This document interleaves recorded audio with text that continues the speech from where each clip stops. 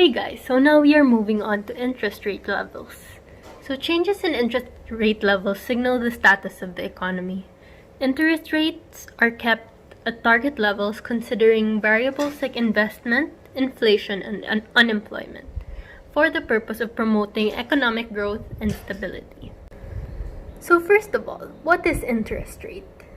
Interest rate is the percentage of principal charged by the lender for the use of its money, or is the rate at which the lender is lending funds to the borrower.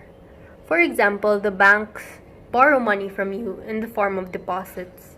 They also pay you an interest rate on your money. Interest rate levels are a factor of the supply and demand of credit. An increase in the demand for money or credit will raise interest rates, while a decrease in the demand for credit will decrease them.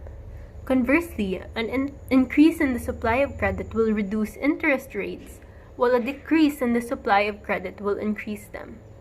For example, when you open a bank account, you are lending money to the bank.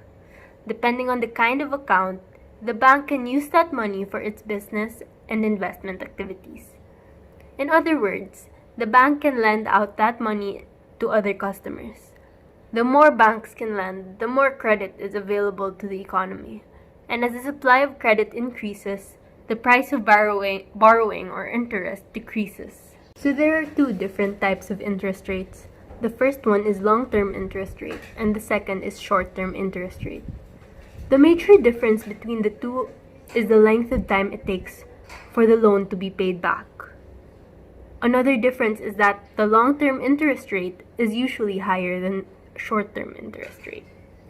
For example, your bank will charge you a lower interest rate on a 20,000 loan that you pay back within 6 months than on the same 20,000 loan that you pay back in 5 years. So, what is the relationship between inflation rate and interest rate? Inflation will also affect interest rate levels. The higher the inflation rate, the more interest rates are likely to rise. This occurs because lenders will demand higher interest rates as compensation for the decrease in purchasing power of the money they are paid in the future. So how do these seemingly unrelated topics come together? Lower interest rates translate to more money available for borrowing, making consumers spend more. The more consumers spend, the more the economy grows, resulting in a surge in demand for commodities. While there is no change in supply, an increase in which demand can't be met by supply results in inflation. Higher interest rates make people cautious and encourage them to save more and borrow less. As a result, the amount of money circulating in the market reduces. Less money, of course, would mean that consumers find it more difficult to buy goods and services. The demand is less than the supply, the hike in prices stabilize, and sometimes prices even come down.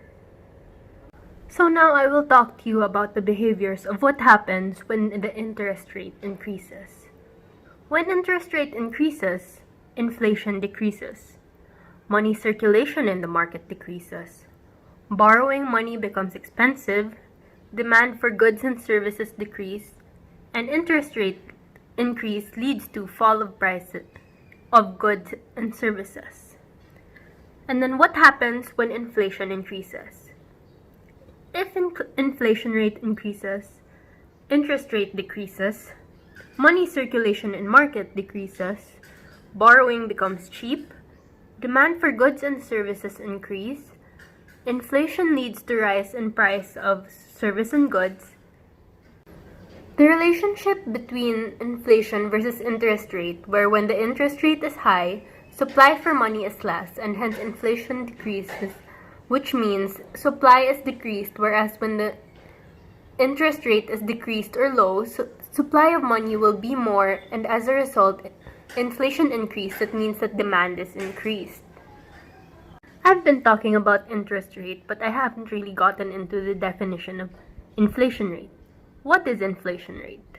Inflation rate measures the speed of increase in the prices of goods and services. The inflation rate can be compared to the vehicle speedometer. When inflation rate rises, it looks like we are stepping on the pedal to accelerate and the price goes up.